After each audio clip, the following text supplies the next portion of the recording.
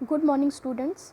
आज हम अपने एक नए टेस्ट के विषय में चर्चा करेंगे। जैसा कि हमने अपनी पिछली कक्षाओं में विभिन्न प्रकार के टेस्ट और एक्सपेरिमेंट के बारे में विस्तृत जानकारियाँ ली थी, जैसा कि हमने अपनी पिछली कक्षा में बात की थी मेंटल फटीग की, या कह सकते हैं मानसिक थकान की।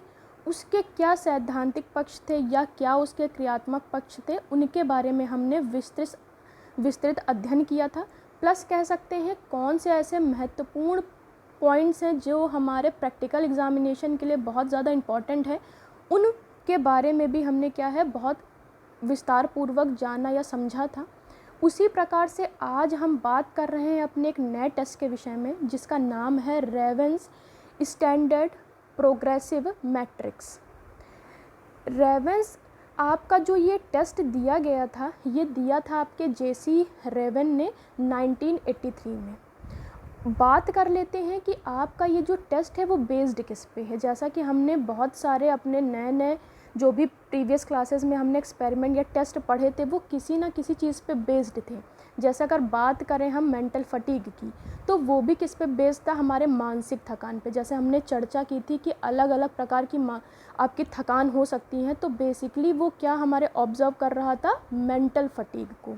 यानी किस प्रकार से व्यक्ति क्या है, या जो भी हमारा सब्जेक्ट है, अगर निरंतर कार्य करता रहता है तो किस प्रकार से या क्या क्या विशेषताएं हो सकती हैं मेंटल फटीग की, या क्या क्या चीज़ें हो सकती हैं, उन चीज़ों के बारे में हमने पढ़ा था।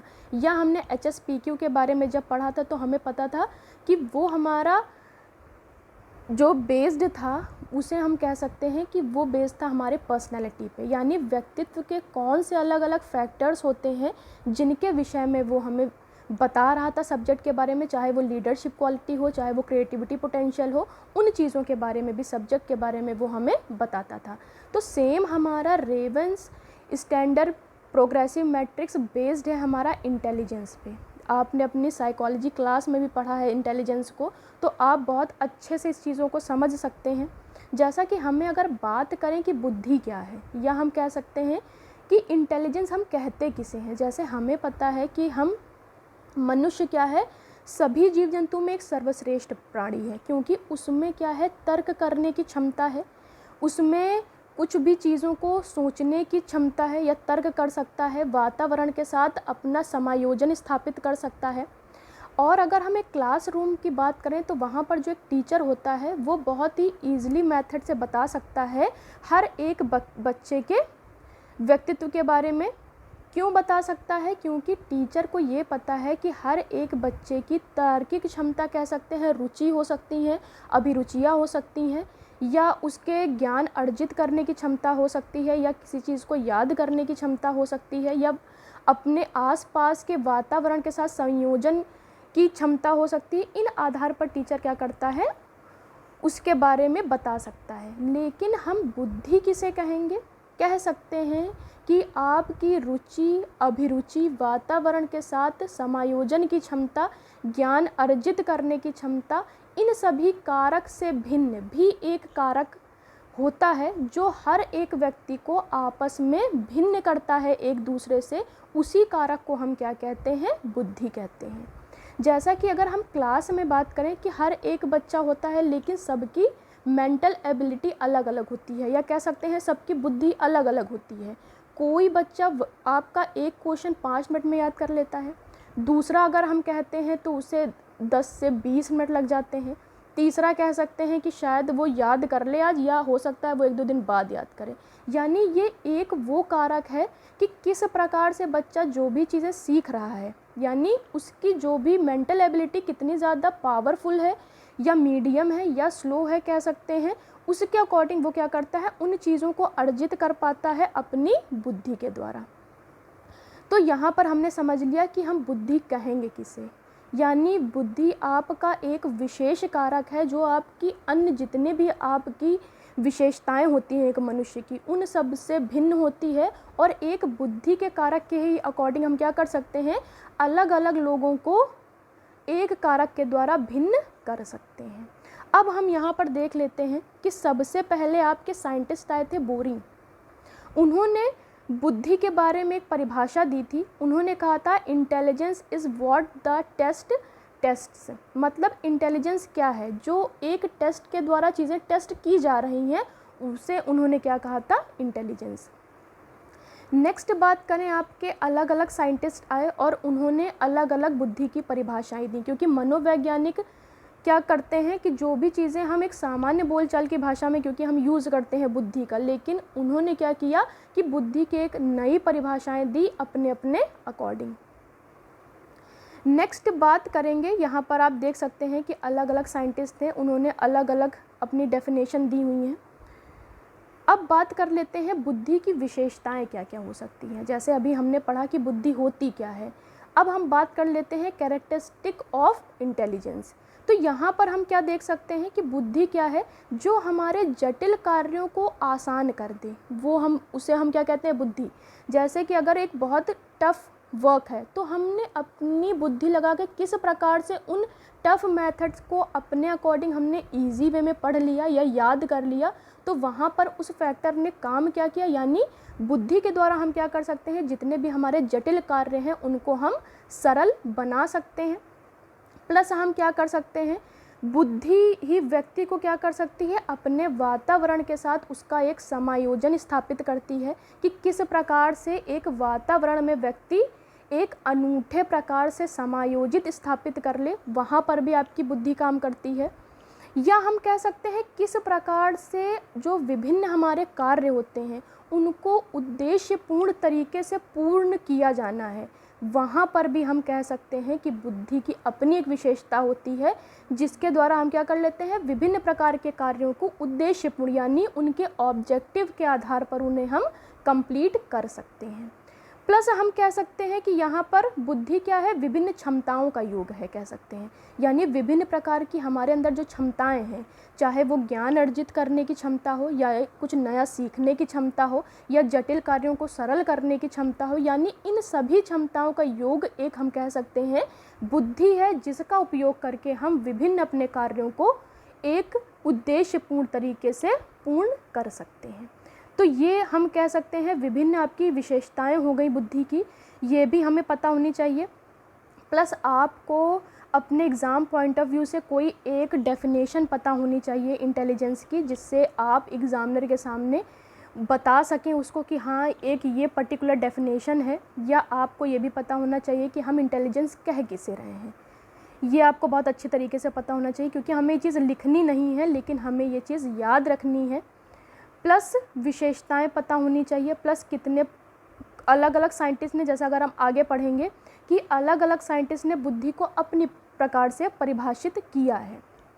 अब बात कर लेते हैं बुद्धि के प्रकार की, यानी टाइप्स ऑफ इंटेलिजेंस। तो यहाँ पर आपके थॉर्नडाइक ने, जैसा कि हम मनोविज्ञान में थॉर्नडाइक को पढ़ते हैं अलग अलग उसमें, तो यहाँ पर थॉर्नडाइक ने बुद्धि को 3 प्रकार में बांट दिया था।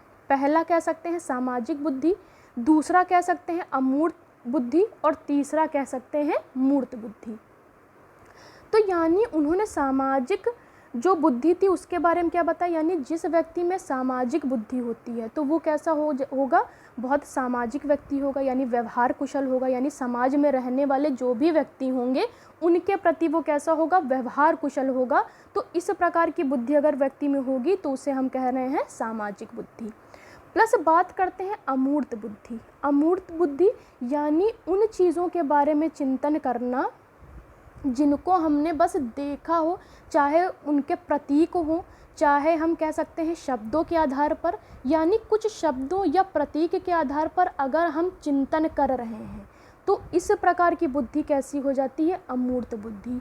और बेसिकली इस प्रकार की बुद्धि हमें देखने को मिलती है जितने भी हमारे फिलॉसफी में आपके जो भी आप थिंकर्स पढ़ते हैं उनमें इस प्रकार की बुद्धि होती है। जैसे अगर हम अलग अलग आपके जो भी थिंकर्स हैं, चाहे वो रूसो हैं या जो भी हम अलग अलग आपके फिलॉसफी थिंकर्स पढ़ते हैं, तो उन्होंने क्या किया कि उन्होंने प्रतीक और शब्दों को देखकर ही क्या किया, उन चीज़ों पर चिंतन किया और अपने विचार प्रस्तुत किए। नेक्स्ट हम बात करते हैं मूर्त बुद्धि। मूर्त बुद्धि कह सकते हैं कि कोई भी ठोस चीज़ हो या जटिल चीज़ों को उनको एक प्रकार का विभिन्न प्रकार के आकार प्रदान कर देना, या कोई उससे स्पेसिफिक चीज़ बना देना, अगर इस प्रकार की बुद्धि बच्चे में है या व्यक्ति में है तो वो मूर्त बुद्धि कहलाती है। मूर्त बुद्धि वाले व्यक्ति हस्तकला में बहुत ज़्यादा निपुण होंगे, क्योंकि वो क्या कर सकते हैं, कोई भी आपकी मिट्टी हो या क्ले हो या हम कह सकते हैं पेंटिंग हो, तो उनमें क्या कर सकते हैं, वो नई नई चीज़ों का निर्माण कर सकते हैं। यानी रॉ मटेरियल से वो क्या कर सकते हैं, विभिन्न प्रकार की नई चीज़ों का निर्माण कर सकते हैं। तो इस प्रकार की बुद्धि जिस भी बच्चे में होगी या व्यक्ति में होगी तो वो हस्तकला में बहुत ज़्यादा निपुण व्यक्ति माना जाएगा। तो ये थॉर्नडाइक के आधार पर हमने क्या किया, बुद्धि को 3 प्रकार में विभाजित कर दिया। पहला हम कह रहे हैं सामाजिक बुद्धि, दूसरा अमूर्त बुद्धि, तीसरा मूर्त बुद्धि। नेक्स्ट यहाँ पर हम बात कर रहे हैं बुद्धि के सिद्धांत, यानी प्रिंसिपल्स ऑफ आपके इंटेलिजेंस। प्रिंसिपल ऑफ इंटेलिजेंस यानी अब क्या है, अलग अलग वैज्ञानिक ने बुद्धि के ऊपर अपने नए नए या कह सकते हैं अलग अलग सिद्धांत प्रतिपादित किए। तो यहाँ पर आपके 1 to 5 क्या है, बुद्धि के सिद्धांत दिए हुए हैं। पहला है एक कारक बुद्धि सिद्धांत, दूसरा है आपका द्विकारक बुद्धि सिद्धांत, तीसरा समूह कारक बुद्धि सिद्धांत, चौथा गिलफोर्ड का त्रिआयामी सिद्धांत, पांचवा है बहुकारक सिद्धांत। इन सभी सिद्धांतों को आपके अलग अलग मनोवैज्ञानिकों ने प्रतिपादित किया था। तो सबसे पहला आपका जो था एक कारक बुद्धि सिद्धांत, उसे दिया था आपके अल्फ्रेड बिने ने, जिन्होंने सबसे पहला आपका इंटेलिजेंस टेस्ट भी दिया था। एक कारक बुद्धि सिद्धांत उन्होंने दिया था अल्फ्रेड बिने ने 1905 में, और उन्होंने क्या कहा था, बुद्धि एक समय में व्यक्ति को एक ही कार्य करने के लिए अग्रसर करती थी। यानी उनके अनुसार जो बुद्धि है वो किसी पर्टिकुलर एक काम को करने के लिए व्यक्ति को क्या करती है, इन्फोर्स करती है कि आप क्या करो, एक टाइम पर एक ही काम अच्छे तरीके से कर सको। नेक्स्ट हम बात करते हैं हमारा जो द्विकारक बुद्धि सिद्धांत था, इसे दिया था आपके स्पीयरमैन ने। वो भी एक मनोवैज्ञानिक थे और उन्होंने भी क्या किया था, जैसे हम द्विकारक नाम से समझ रहे हैं, तो उन्होंने बुद्धि को 2 कारकों में विभाजित किया था। पहला सामान्य कारक कह सकते हैं और दूसरा हम कह सकते हैं विशिष्ट कारक। तो उन्होंने कहा था कि जो आपकी बुद्धि होती है वो 2 प्रकार से हो सकती है, जो सामान्य रूप से कार्य करने के लिए भी बुद्धि काम कर सकती है, प्लस जो विशिष्ट कार्य होते हैं उनके लिए भी बुद्धि कैसे काम करती है, उन चीज़ों के बारे में इन्होंने बताया था। नेक्स्ट बात कर रहे हैं समूह कारक सिद्धांत, या आपका ग्रुप मेथड कह सकते हैं। इस सिद्धांत का प्रतिपादन आपके थर्स्टन ने किया था 1938 में, और उनके अनुसार क्या था कि बुद्धि में मानसिक क्षमताओं का कई समूह होता है। यानी बुद्धि में उन्होंने कहा था कई प्रकार की, जैसे हमने पहले भी पढ़ा विशेषताओं में कि बुद्धि क्या है, कई प्रकार की हमारी क्षमताओं का योग है। तो सेम थर्स्टन ने भी वही चीज़ कही कि बुद्धि क्या है, आपकी कई प्रकार की मानसिक क्षमताओं का समूह है, जिन प्रत्येक समूह का अपना अपना अलग प्रधान कारक होता है। यानी अलग अलग समूह का भी एक आपका अलग अलग प्रधान कारक होता है, जिसके आधार पर आपकी बुद्धि कार्य करती है। नेक्स्ट हम बात करेंगे 4th आपका गिलफोर्ड का त्रिआयामी सिद्धांत।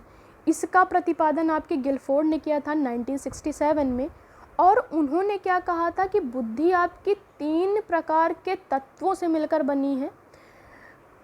पहला उन्होंने कहा था संक्रिया, दूसरा उन्होंने कहा था विषय वस्तु, और तीसरा कहा था उत्पादन।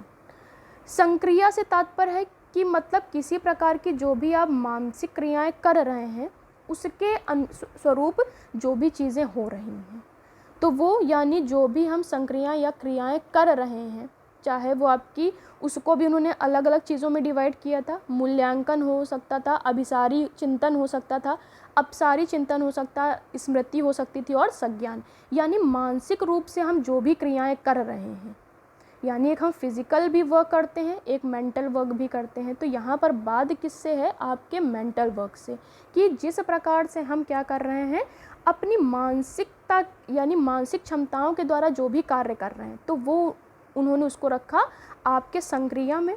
विषय वस्तु के आधार पर, यानी जो भी चीज़ें हम देख रहे हैं, सुन रहे हैं, या कोई संकेत के द्वारा देख रहे हैं, शब्द को देख रहे हैं, व्यवहार के द्वारा घटित हो रही जो चीज़ें, तो वो किस में आ जाएंगी, विषय वस्तु आधारित। उत्पादन यानी अगर हम कह सकते हैं किसी विशेष प्रकार की संक्रिया के द्वारा जो भी परिणाम हमें मिलता है, उसके द्वारा जो भी बुद्धि आपकी कार्य कर रही है, उसको उत्पादन में उन्होंने विभाजित किया। यानी आपके गिलफोर्ड का जो त्रिआयामी बुद्धि सिद्धांत था, वो 3 आयाम कौन कौन से थे? पहला संक्रिया, दूसरा कह सकते हैं विषय वस्तु, और तीसरा उत्पादन। यानी इन 3 तत्वों के आधार पर उन्होंने बुद्धि के सिद्धांत को प्रतिपादित किया। नेक्स्ट बात कर लेते हैं बहुकारक सिद्धांत। इसको आपके दिया था थॉर्नडाइक ने, और उन्होंने क्या किया था, जो स्पीयरमैन ने अपना सिद्धांत दिया था उसी का खंडन करते हुए उन्होंने बहुकारक सिद्धांत दिया था। और उन्होंने क्या कहा था, बुद्धि अलग अलग प्रकार के छोटे छोटे कारकों से मिलकर बनी होती है। तो यहाँ पर हमने बात की कि आपके बुद्धि क्या है, या बुद्धि की विशेषताएं क्या हो सकती हैं, प्लस बुद्धि कितने प्रकार की हो सकती है। थॉर्नडाइक के आधार पर बुद्धि को हमने 3 भागों में विभाजित किया था। सामाजिक बुद्धि कह सकते हैं, अमूर्त कह सकते हैं, और मूर्त बुद्धि कह सकते हैं। उसके बाद अलग अलग मनोवैज्ञानिकों ने अलग अलग सिद्धांतों के द्वारा बुद्धि की विशेषताएं बताई, चाहे वो एक कारक हो, चाहे द्विकारक हो, चाहे त्रिआयामी कारक हो या बहुकारक हो। उन सब के द्वारा हमने ये पता लगाया कि किस साइंटिस्ट ने अपना कौन सा कारक सिद्धांत दिया था और उसके बारे में क्या क्या विवेचना की थी। तो आज हमने बात की थ्योरेटिकल एस्पेक्ट के बारे में, आपके इंटेलिजेंस के बारे में। इन चीज़ों के बारे में आपको पता होना चाहिए। ये चीज़ मैं अपने हर क्लास में कह रही हूँ कि पता है हमें कि हमें थ्योरेटिकल चीज़ें अपनी प्रैक्टिकल कॉपी में नहीं लिखनी है इन एग्ज़ामिनेशन, लेकिन हमें उन चीज़ों के बारे में बहुत अच्छी जानकारी होनी चाहिए, क्योंकि आप इन चीज़ों का केवल प्रैक्टिकल ही नहीं कर रहे हैं। जैसे अगर मैं बात करूँ पर्सनैलिटी या इंटेलिजेंस, इसका आपका पर्टिकुलर सब्जेक्ट भी है साइकोलॉजी, उसमें भी आप इन चैप्टर्स को पढ़ रहे हैं, तो आपको इन चीज़ों के बारे में बहुत अच्छी जानकारी होनी चाहिए। तो आज हमने इन चीज़ों के बारे में जानकारी ली। अपनी अगली क्लास में हम बात करेंगे उसके प्रैक्टिकल एस्पेक्ट के बारे में, यानी रेवेंस स्टैंडर्ड प्रोग्रेसिव मैट्रिक्स जो आपकी जेसी रेवन ने दी थी, उसको किस प्रकार से हम सब्जेक्ट के द्वारा उसको करवाएंगे, या फिर उसको किस प्रकार से हम ज्ञात कर सकते हैं किसी बच्चे की इंटेलिजेंस को। Thank you class.